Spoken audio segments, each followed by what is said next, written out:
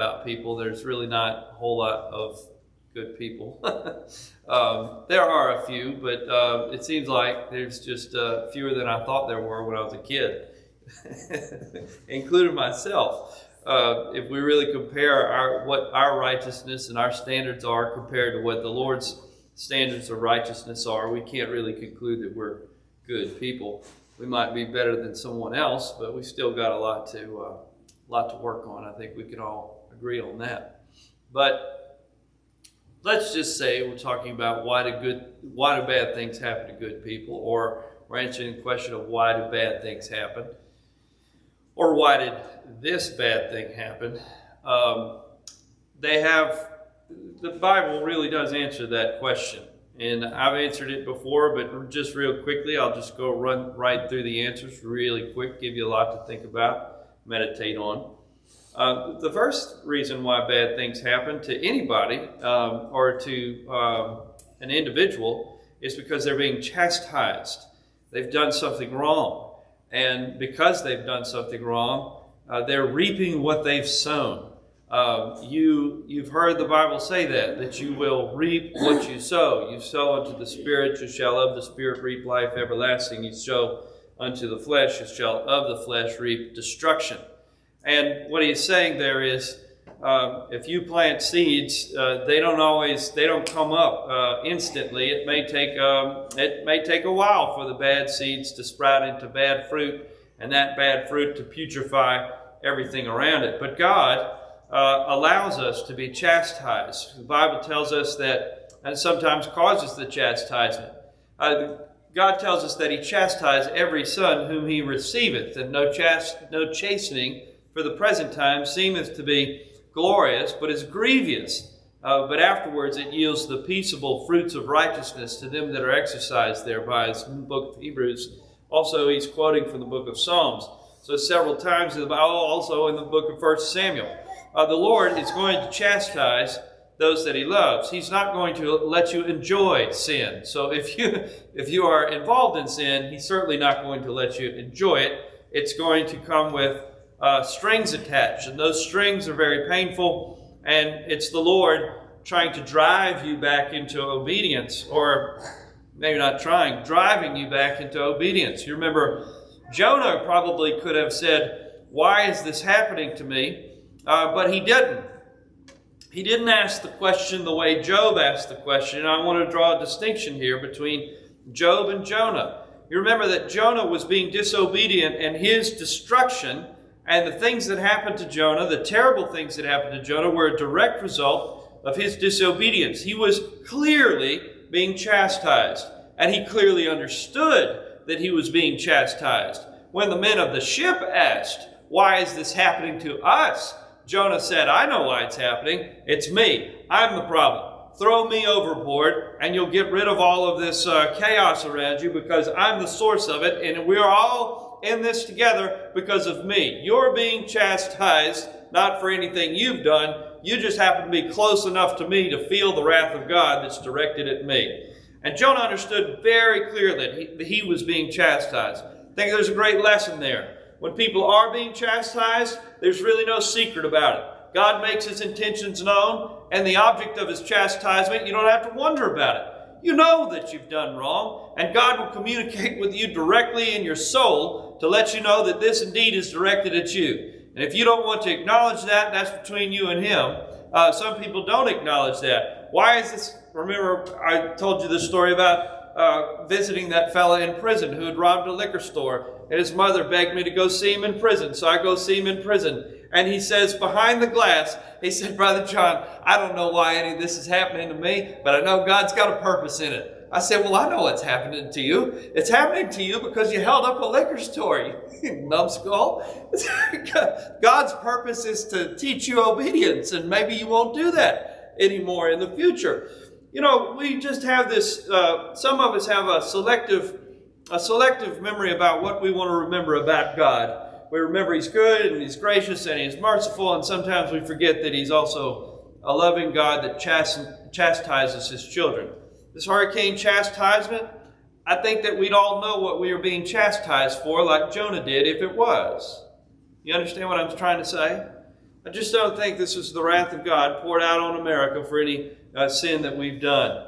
I think that we'd all know what we've done wrong if that were the case. God's not ambiguous. He's certainly not unclear. He's not the author of confusion, as the Bible says in the book of 1 Corinthians. And if he wanted to confuse us by chastising all of us for something that maybe a few of us had done, then that's what he would have done. But he is not the God of confusion. He's the God of peace. So then that leads us to the next question. Well, then why did it happen? Why does stuff like this happen?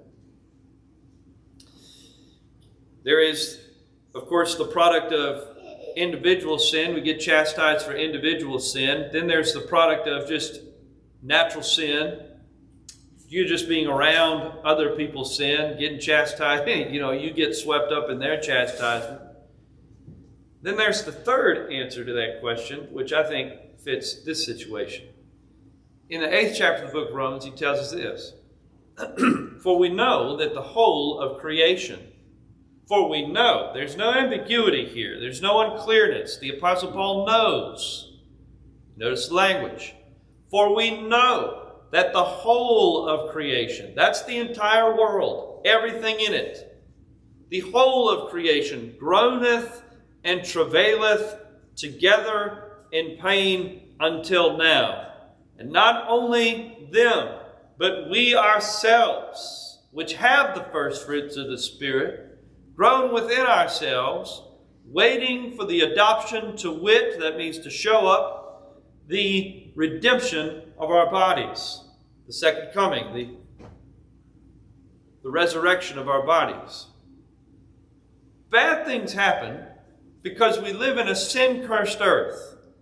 And the whole earth is coming apart at the seams, and disasters are a natural working out of creation being ruined, God's intention for creation to be the way that it was in the Garden of Eden, being ruined by the introduction of sin, which cursed not only man, but it cursed the entire earth that man stood on.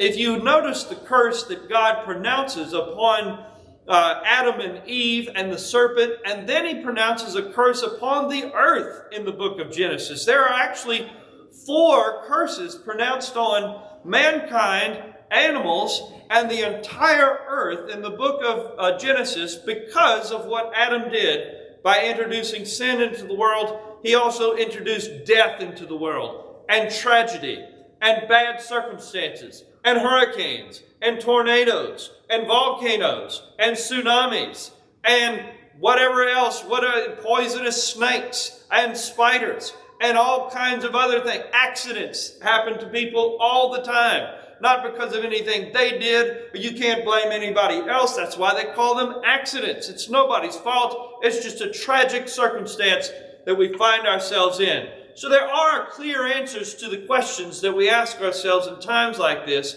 Why did this happen? Why did God allow this to happen? Because he allows sin to take its natural course in this world, which is death, chaos, and destruction. And the only time it's going to end, and the only time we get out of it, it's not some euphoric place that we can go, or some euphoric society that we can create, some happy land that we can create, but it's a happy land that he created. He said it's not over until the adoption of our bodies is complete. And the adoption of our bodies is not complete until the second coming of the Lord Jesus Christ and our bodily resurrection and ascension into heaven. That's when you won't have any more tragedy, because there won't be any more sin in that place. That is truly a happy land, where there is no more sorrow, there is no more death, there is no more pain, and there is no more crying, the book of Revelation tells us. That's what heaven's going to be like. Children of God need to fix their eyes upon heaven. When there's bad circumstances happening in the earth, we certainly need to fix our eyes on what is going to be afterwards. What happens afterwards is a land of no mores. No more pain, no more dying, no more suffering, and no more crying. No more tears, no more graveyards, no more saying goodbye, no more departing, no more funerals. Looking forward to that. There are no more hospitals in heaven. So then, When something like this happens, what's our response? The Bible teaches us how to respond too. Do you know that a lot of people are nervous? We're sitting together in a church building that wasn't toppled over. It didn't get carried off in a flood. All of your houses, to my knowledge, are still intact. My house is intact. We prayed for farmers. We begged the Lord's mercy on farmers. We know it's harvest season, and it could have been much, much worse than it was. It could have been another Hurricane Michael. Storm shifted right at the last minute and spared a lot of people of a lot of loss of life and loss of property and loss of, there's just a lot of loss that was spared. And there's a lot of people that are nervous about claiming that. A lot of people would be nervous because there's so many other people in so much worse circumstances, and it makes you kind of feel guilty. It's called survivor's guilt. It makes us feel guilty that we would praise the Lord for sparing us when it seems that so many other people were not spared. I want to just teach you a little bit about that. You know, David, in the book of Psalms, in Psalm 34, it's a psalm of deliverance. He said, I sought the Lord, and he heard me, and he delivered me from all my fear. That's just David acknowledging what the Lord did for him. He's not saying what the Lord did or didn't do for anybody else. He's simply acknowledging what the Lord did for him. And it would be ungodly of him, and it'd be ungodly of us not to acknowledge that the Lord did indeed spare us, and did indeed hear our prayer, and was indeed gracious to us. John Henry and I sat on the same porch swing that I'd sat on 24 hours earlier and prayed that the Lord would spare us from all the destruction that was apparently coming. And in a little quiet moment, John Henry said, we were just talking about the storm and all the limbs that were down in the yard, and we were just talking about how bad it could have been and how bad it was for other people. And I said, you know, John Henry, we've prayed for other people. We prayed for ourselves that the Lord would be merciful. And everybody's really, really in tune with begging the Lord to save them when they're in danger. But about 50% of the people forget to come back and thank Him after it's over. And He has actually listened to their prayers and granted a yes and said, it is my will that you be spared this time. I said, let's thank Him right now. We stopped and prayed and thanked the Lord that it was as good with us as it was. I think it'd be ungodly not to do so, don't y'all? I think it would be an affront to the Lord not to say that He answered our prayers with a yes. That's not saying anything about anybody else. That's just saying for us, He answered our prayers with a yes and He spared us. And I, for one, am glad about it. I'm thankful that He did. There's another lesson, though, that when you are talking to people that have the other side of the coin, when you are talking to people or talking about people that have suffered great loss and great tragedy, you certainly wouldn't want to bring up how good the Lord has been to you and you haven't suffered any loss. And man, I tell you what, this going without internet for a few days sure is killing me. Don't say things like that. That's aggravating. And to remind people of what the Bible says, for I reckon that the sufferings of this present time are not worthy to be compared with the glory that shall be revealed in us. It is a terrible thing to minimize somebody else's suffering by relativizing it comparative to your blessings. Let me explain what I mean. If you say to someone who's in suffering, well, you know it could be worse. There's some people that have X, Y, and Z. And here you have this, A, B, and C. And so therefore, you shouldn't be so upset. That does nothing for them. That does nothing more than to aggravate them and to make them feel guilty for feeling the pain of their suffering. When somebody else is suffering, and they're obviously suffering, the best thing that you could do is to acknowledge that they are suffering. You know, the Apostle Paul said, for I reckon that the sufferings of this present time. He doesn't say you're not suffering, and how dare you feel like you're suffering, and you ought not to worry about your suffering.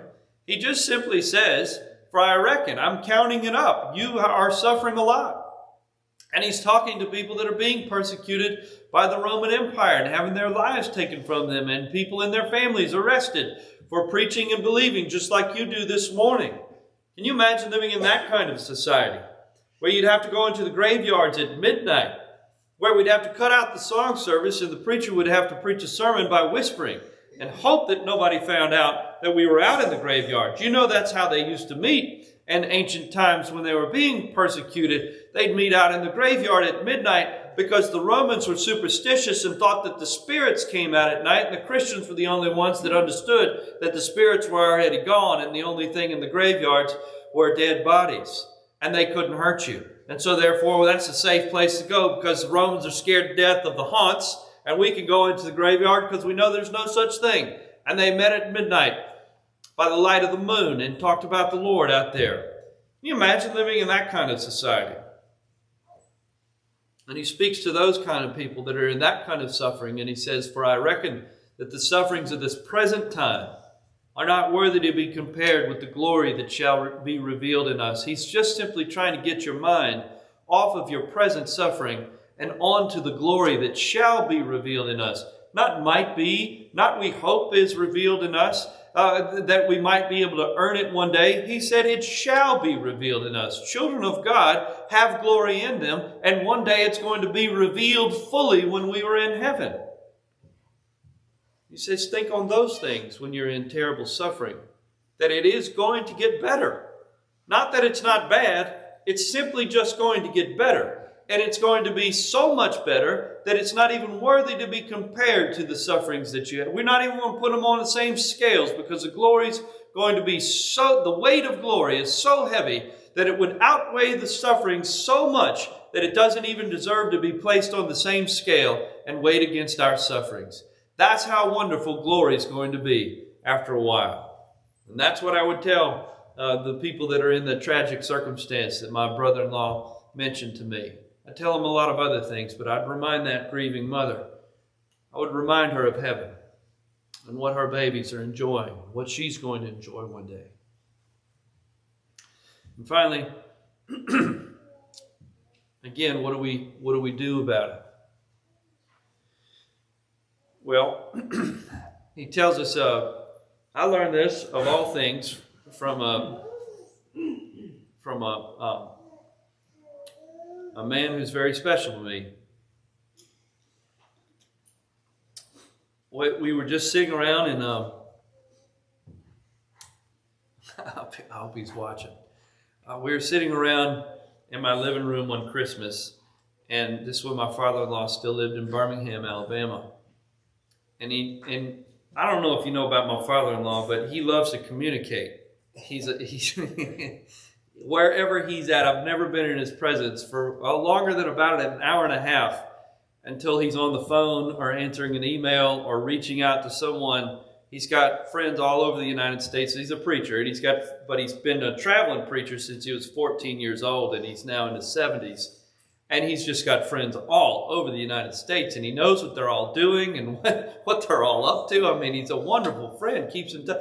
Sent me a text message this morning wanting to know how we were doing and how's everybody down there. We don't have power yet and all this stuff. And I remember he was emailing back and forth with this man, and the man just casually mentioned, "Does your son-in-law like to deer hunt?" And he said that to me. He said, "Does he like to deer hunt?" And I said, "What, Sam, you know I love to deer hunt." "Yes, he likes to deer hunt." "Well, tell him to come up this Christmas break and come deer hunting." And sent me the picture of the biggest, giantest buck I'd ever seen in my life. And he said, "Tell him to come on." And I said, "Well, tell him I can't because we've already got plans." "Okay." I said, "But does he have any turkeys?" And he sent me back a picture. There must have been 100 turkeys in the pig. I'm not exaggerating. It was incredible. It's like a flock of doves on the ground. There's turkeys everywhere. And he said, "Yeah, we got turkeys. Come on and hunt them if you want to." I couldn't believe it. So that started a wonderful friendship. And Dad and I went up and hunted turkeys with this man. And he was telling me kind of about his farm, and he's farmed and cultivated just a turkey haven. And he was telling me about his farm, and he said, I don't want you to even mention my name. He said, I don't want you to mention the name of this farm. It's got a name. I don't want you to mention where it is. He said, because I don't let anybody hunt here. Nobody. He said, I might let some family members if they behave themselves. But he said, but you and your daddy and a few other people can come hunt. He said, but I don't want you showing anybody any pictures. I said, well, that's kind of taking all the fun out of it. I said, but in a moment of seriousness, I said, why are you doing this? I said, you've gone to it's obvious you've gone to a lot of effort to make this the place that it is. You've just cultivated this wonderful place, and I get a lot of rest out here, and it's beyond cell service, so once I got up there, it was completely relaxing and restful and just very quiet. I said, why are you doing this? Why do you let me come up here and hunt? He said, well, you know the answer to that question. I said, no, I don't. He said, well, it's in the Bible. It says, let us do good to every man, but especially them that are of the household of faith. He said, and you're of the household of faith. And I'm trying to be especially good to you because you're of the household of faith. He said, I got a lot of friends, a lot of rich friends that would pay me a lot of money to hunt here, but I'm not going to let them because they're not of the household of faith. He said, but you are of the household of faith, and I know you like to turkey hunt, and so this is a great place to do it, and you're welcome anytime you want to. I thought that was an amazing verse lived out right in front of me, and that was my experience. And I've had lots of experiences like that, but I don't want to embarrass anybody here. And you all have had the same spirit towards me. What I'm saying is that when tragic circumstances happen, when things like Hurricane Helene come through or Hurricane Michael, it's time for the household of faith to do good to other people of the household of faith. And there are lots of primitive Baptists, and there are lots of Christians, but there are lots for us, for primitive Baptists. There are lots of primitive Baptists, I'm sure, that have been affected by this storm. We just haven't heard from them yet because they don't have internet or cell phone capabilities or able to communicate. And so in the next coming weeks, we plan on doing some good to them that are of the household of faith. The Bible says, let us do good to every man, but especially them that are of the household of faith. So, how do we respond? We respond to the question of why do things happen like this? Because we live in a sin-cursed earth. The whole of creation groaneth, travaileth, and pain together until now. We know that we need to acknowledge the fact that we've been delivered. Not to do so would be ungodly. I sought the Lord. I know you did. I sought the Lord and He heard me. It's obvious that He heard me, and He's delivered us from all of our fears. We had a lot of fears, and He's delivered us from them all, and we need to acknowledge that. Third of all, remind those that are suffering that it's going to get better. It always does, and if it doesn't get better this side of heaven, it'll certainly get better on the other side. And fourth of all, as you have opportunity, do good to all men, but especially them that are of the household of faith. God bless you is my prayer. Thank you for coming this morning. Thank you for listening. I'm glad you're all safe, and hope the Lord will continue to be good to you. Stand while we sing number 100.